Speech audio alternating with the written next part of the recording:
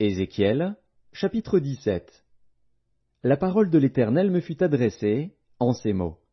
Fils de l'homme, propose une énigme, dis une parabole à la maison d'Israël. Tu diras, ainsi parle le Seigneur, l'Éternel. Un grand aigle, aux longues ailes, aux ailes déployées, couvert de plumes de toutes couleurs, vint sur le Liban et enleva la cime d'un cèdre.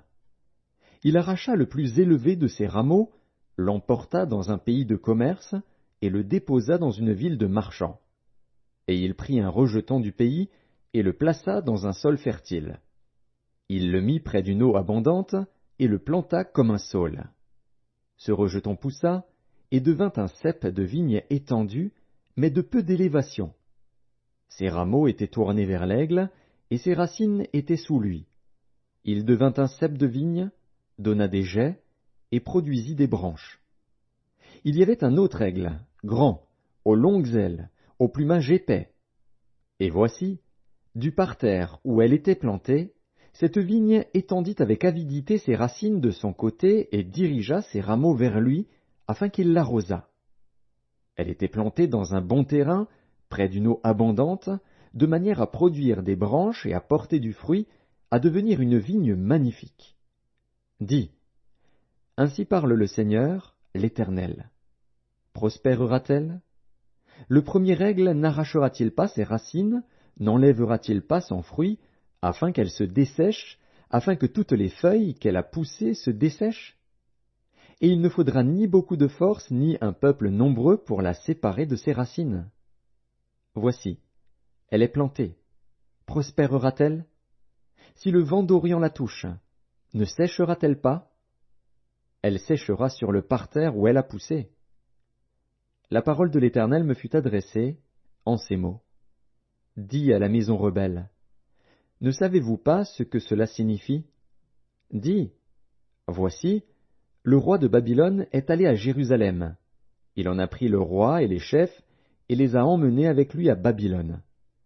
Il a choisi un membre de la race royale, a traité alliance avec lui, et lui a fait prêter serment, et il a emmené les grands du pays, afin que le royaume fût tenu dans l'abaissement, sans pouvoir s'élever, et qu'il gardât son alliance en y demeurant fidèle.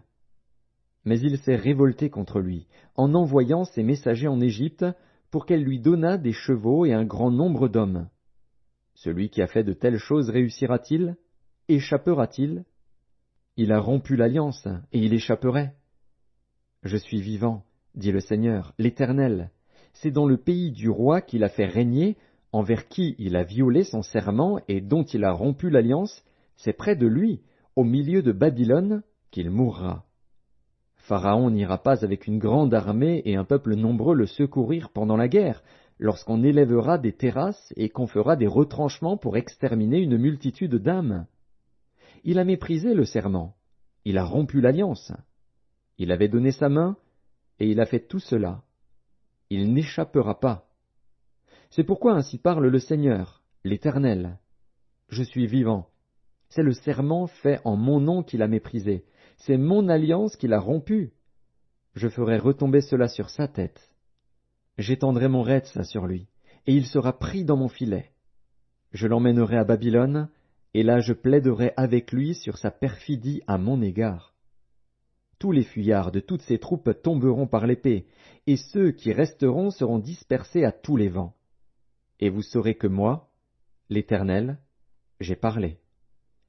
Ainsi parle le Seigneur, l'Éternel.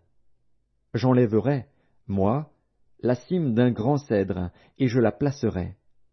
J'arracherai du sommet de ses branches un tendre rameau, et je le planterai sur une montagne haute et élevée. Je le planterai sur une haute montagne d'Israël. Il produira des branches et portera du fruit, il deviendra un cèdre magnifique. Les oiseaux de toute espèce reposeront sous lui, tout ce qui a des ailes reposera sous l'ombre de ses rameaux.